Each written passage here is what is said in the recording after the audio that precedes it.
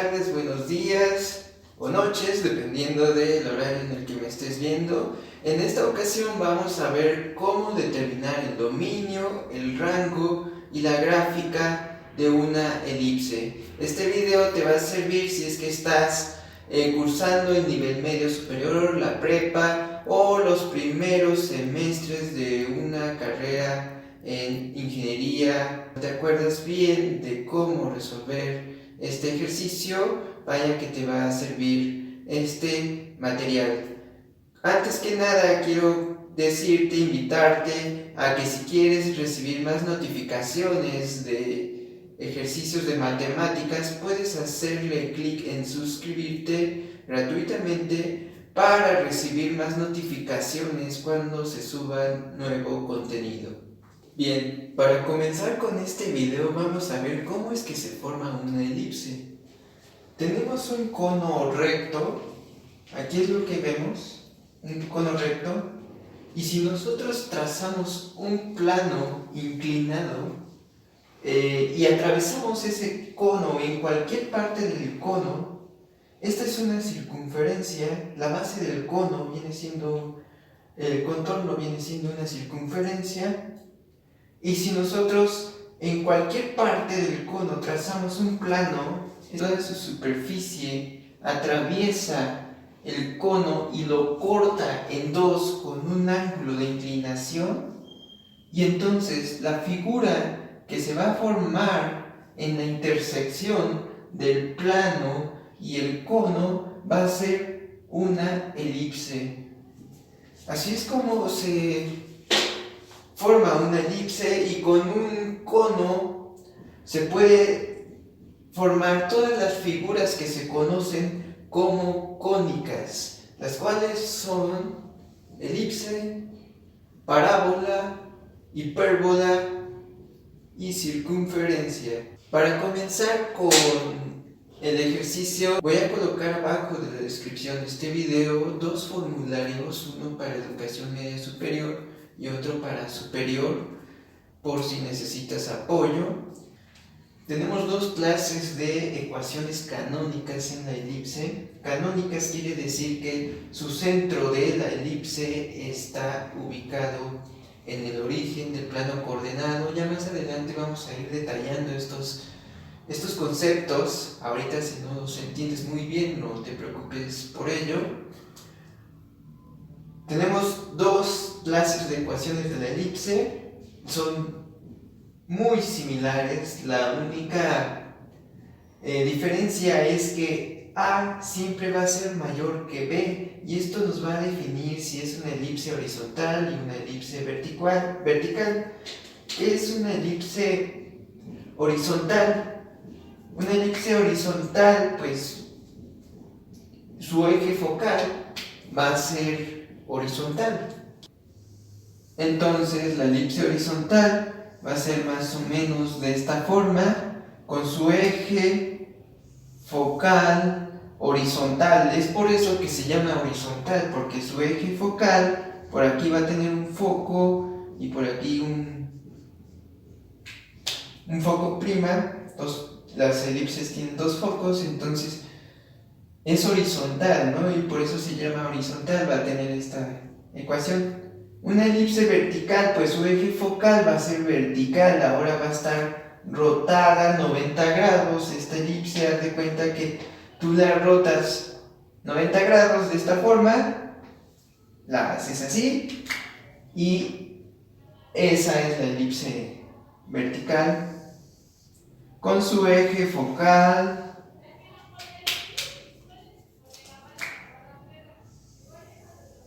que es vertical, ¿sale? Bien, entonces tenemos el siguiente ejercicio que dice determinar el dominio, rango y gráfica de la siguiente ecuación. Y la ecuación es 4x cuadrada más 3y cuadrada menos 12 igual a 0. Ahora, ¿cómo saber que se trata de una elipse? Una elipse, punto número 1, siempre va a tener su signo positivo de los términos cuadráticos. Los términos cuadráticos están aquí, por lo cual su signo de sus coeficientes aquí es más, y aquí también tiene un más que ya no se pone, pero que sabemos que por convención todos los números que no tienen un signo aquí que es menos son positivos. Entonces, como tiene sus términos cuadráticos signo más, se trata de una elipse y sabemos que tiene centro en el origen, que su ecuación es canónica porque sus términos de x y y valen 0, es decir, no tiene ningún término que sea, aquí no tiene ningún término que vaya a 3x o digamos menos 4y. A lo que voy es que no tienen estos términos de aquí lineales en x y y. Es por esa razón que se trata de una elipse con centro en el origen, y además, a diferencia de la circunferencia, que podríamos confundirnos porque la circunferencia también tiene términos cuadráticos en x y en y, pero ¿cómo saber que se trata de una elipse y no de una circunferencia? Porque la circunferencia también tiene signos positivos. Bien, la elipse va a tener estos coeficientes distintos a este de acá. El 4 es diferente del 3. Y si fuera una circunferencia, entonces estos términos serían iguales. Ahora bien, vamos a comenzar a formar la ecuación canónica de esta elipse. Para ello, ¿qué es lo que hacemos? Vamos a expresarlo como en las ecuaciones que te había mostrado anteriormente, que estaban igualadas al número 1. Entonces, eso es lo que pretendemos. Para pasar el 12 de este lado, tenemos que sumarle el número 12 de este lado de la igualdad, pero si le sumamos el número 12 de este lado, para no afectar la igualdad, también tenemos que sumárselo acá. Esto nos quedaría 12 positivo y 12 positivo son sumados. Ahora bien, simplificando esto, sería así, igual a 12. Ahora, ¿qué es lo que tenemos que hacer ya que tenemos la elipse, la ecuación de la elipse de esta forma? Hay que dividir entre 12. Si dividimos entre 12 aquí, también entre 12 acá. Por lo tanto, dividiendo, nos queda 4x cuadrada. Nos queda de esta forma. Ahora lo que hay que hacer es simplificar. Aquí tenemos una fracción, otra fracción y otra fracción. Hay que simplificar a su mínima expresión. Y si tú te das cuenta, al simplificar esta fracción es como si el 3 quedara aquí abajo y el 4 es como si quedara aquí abajo, ¿no? Solamente estoy simplificando, no es magia ni nada. Ahora, aquí igual nos va a quedar la unidad. Entonces, esto va a ser... Entonces, así queda expresada nuestra ecuación canónica de la elipse. Esos son los pasos que se tienen que seguir para determinar la ecuación canónica. ¿Y qué es lo que ves aquí? ¿Te acuerdas que habíamos dicho que A tenía que ser mayor que B, y aquí va A y aquí va B, o viceversa, dependiendo de cuál fuera el número mayor? Por lo tanto, se trata de una elipse. Ahora bien, ¿es vertical o es horizontal? El 4 es mayor que el 3, por lo tanto A tiene que valer 4 y B tiene que valer 3. Pero si regresamos al video de las fórmulas, estos términos están expresados, están elevados al cuadrado, lo cual nos quiere decir que la ecuación está de esta forma, donde A, por ser el número mayor, es 4. Entonces, es una elipse, y esta fórmula corresponde a una elipse vertical. Por lo tanto, aquí ya podemos decir que se trata de una elipse vertical donde a cuadrada es igual a 4 y b cuadrada es igual a 3. ¿Sale? Aquí estoy poniendo esto. Ahora vamos a descubrir dos letritas más que son bastante importantes para determinar las coordenadas de la elipse, y determinando las coordenadas de la elipse podemos entonces graficar. Entonces vamos a determinar las constantes c cuadrada y d cuadrada. Ahorita vamos a ver cómo las vamos a usar. Para encontrar c cuadrada utilizamos lo que es la relación fundamental de las elipses, que nos dice que a cuadrada menos b cuadrada. Son cositas que a lo mejor te memorizas, pero que quiero que sean poco, y lo demás esperemos que conforme el razonamiento lo vayas haciendo. Entonces, c cuadrada va a ser igual, aquí sustituimos el 4 menos el 3, y esto va a ser igual a 1. d cuadrada va a ser igual a b cuarta sobre a cuadrada. Lo elevamos otra vez al cuadrado, nos va a salir 9 cuartos. Ahora lo que queremos es expresar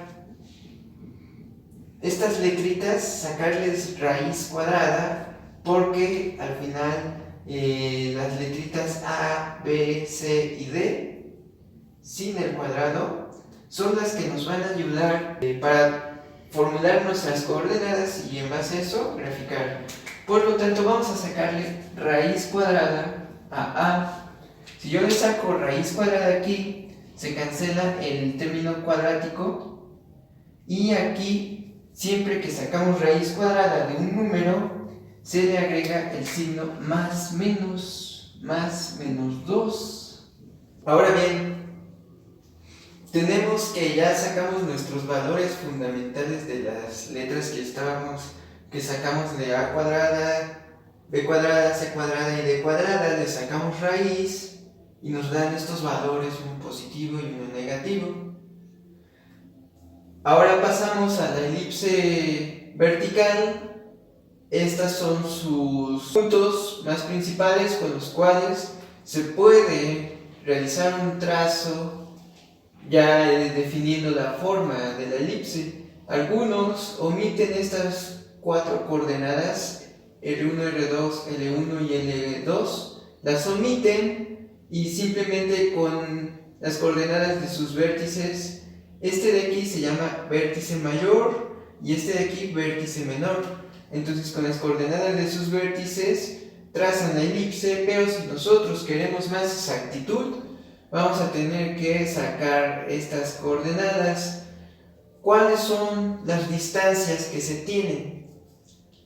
Esto es el vértice mayor, corresponde al vértice mayor. Estas coordenadas de aquí al vértice menor.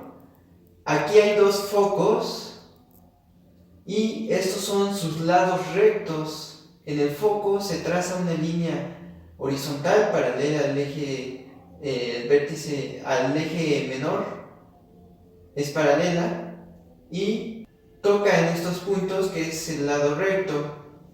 Ahora bien, ¿cuáles son las distancias? La distancia que hay del centro de la elipse a su vértice mayor es A, este de aquí. Pero como hay un valor positivo y un valor negativo, quiere decir que un valor positivo corresponde a esta distancia y el otro valor negativo corresponde a esta distancia que hay aquí, de este punto a este punto. La B va a corresponder, esto va a ser B, la distancia que hay del centro de la elipse a su punto donde marca su vértice menor. Es la distancia del centro a su vértice menor. Como tenemos un valor positivo y uno negativo, entonces hay uno para el vértice menor B1 y hay otro para el vértice menor B2. ¿Qué más tenemos? La distancia, el punto L2, ¿cómo se saca? Aquí es la distancia que hay del centro al foco 2, que vendría siendo un valor positivo que corresponde a este y un valor negativo que corresponde a esta distancia. Entonces, teniendo esta distancia, nos recorremos la distancia de hacia acá con un valor positivo y el otro negativo. Quiere decir que nos ubicamos con la distancia C y después nos recorremos con el valor positivo hacia acá y después nos recorremos con el valor negativo hacia acá. Es la distancia D, ¿sale?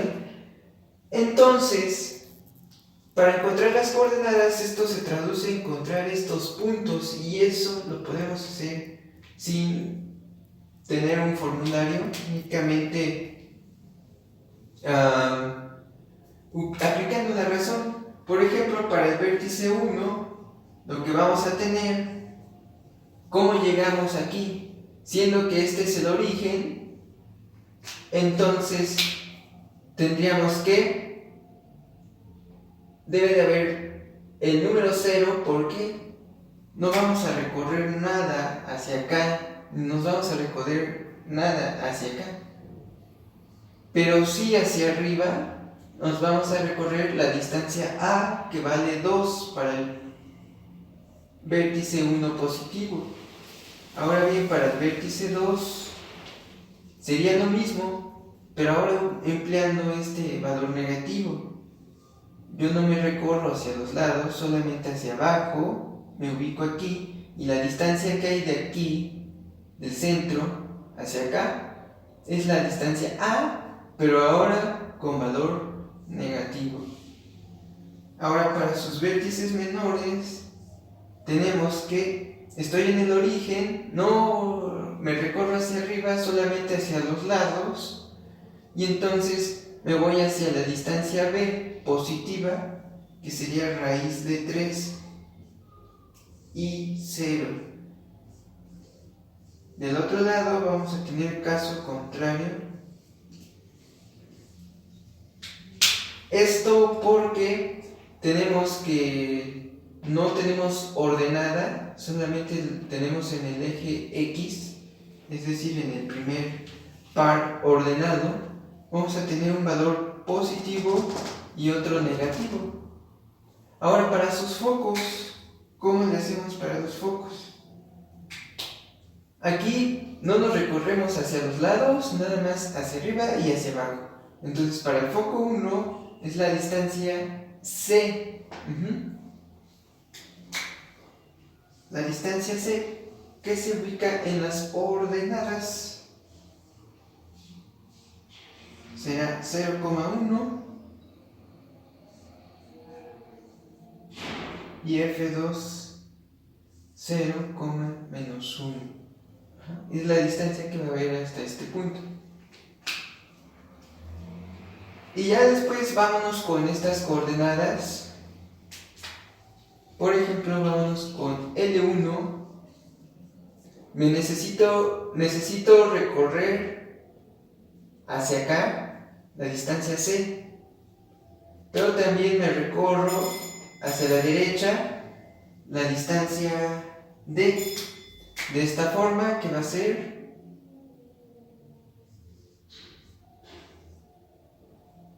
3 medios, y la distancia que hay hacia acá, que es la distancia C positiva, de esta forma así. Por ejemplo, ahora vamos con L2, de este punto que está aquí. va a seguir teniendo la distancia D positiva. Ahora va a tener el signo menos de esta forma. Y ahora vamos con la distancia R, con el punto R. Ahora vamos a tener la distancia D que teníamos acá, pero en valor negativo. Ahora vamos a usar el valor negativo, que va a ser menos 3 medios, coma, y la altura del foco, que va a ser el valor positivo 1. Y por último, vámonos con R2, que va a ser el valor negativo de D y el valor negativo de C. Así es como se sacan las coordenadas de la elipse, y ahora lo que queda es graficar, poner estos puntos y unirlos. Bien, para la gráfica tenemos nuestro plano coordenado, y entonces lo que hacemos pues es prácticamente ubicar estos puntos. El vértice de 1 pues está en 0,2, es decir, aquí. El vértice 2, lo opuesto. Y estos son los puntos que ahora vamos a unir. Aquí están sus lados rectos, y ahora unimos los puntos más o menos así.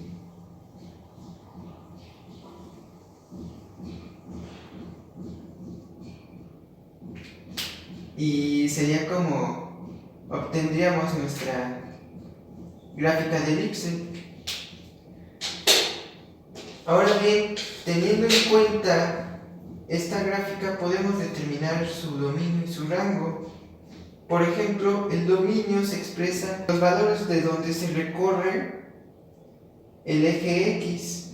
El eje X en la gráfica va desde B2 hasta B1, ¿sale? Entonces el dominio, vamos a poner aquí, dominio X pertenece al valor de B2 negativo, porque los valores de X van tomando desde aquí hasta B1. Entonces B2 negativo sería aquí,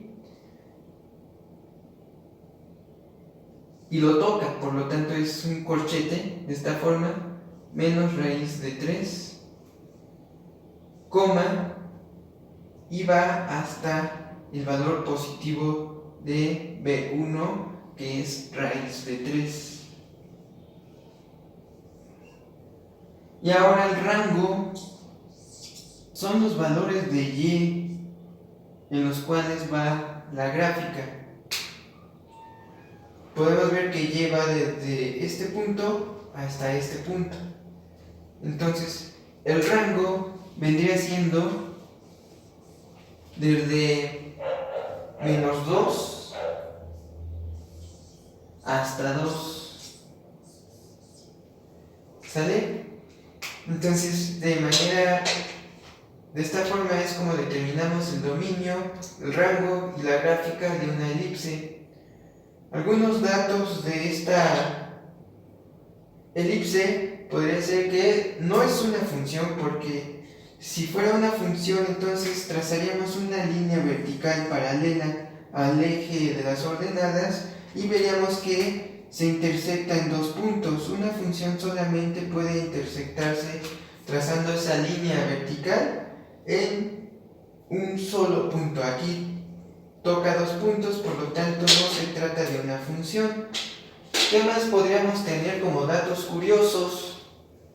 Bien, las aplicaciones, para los que se andan preguntando y para qué me sirve esto, en qué lo vamos a utilizar y todas esas cuestiones, podemos usarlas en matemáticas aplicadas. Si estudias ingeniería, tal vez arquitectura, puedes diseñar un estadio con vista al techo. Supongamos que te subes a un helicóptero y pasas por encima del estadio y ves el techo y logras vislumbrar la figura elíptica del mismo techo, ¿no? Entonces, un arquitecto podría diseñar el techo que fuera de forma elíptica de ese estadio, o un ingeniero mecánico podría diseñar los faros de un automóvil de forma elíptica, aunque hoy en día ya sería como medio pasado de moda, pero tal vez quiere replicar un auto retro. Surge un debate,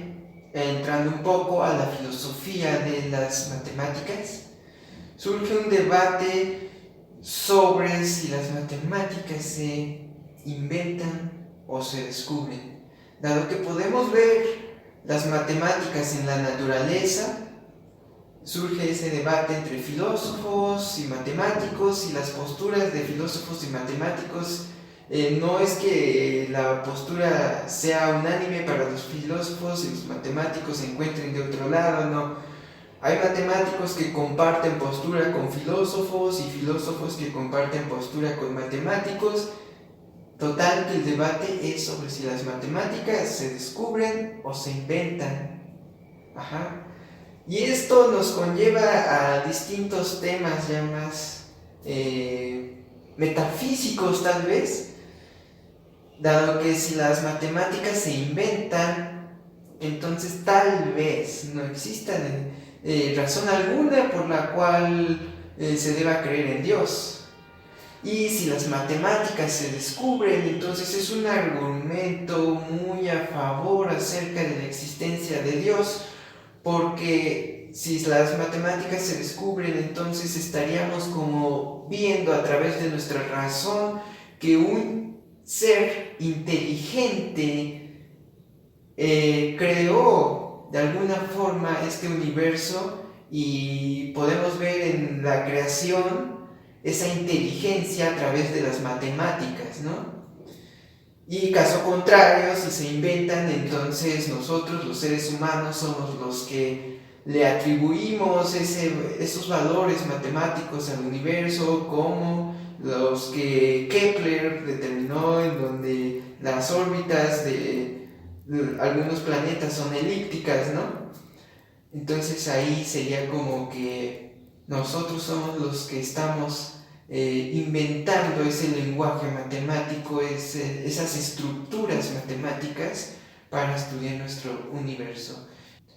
Eso ha sido todo por el día de hoy.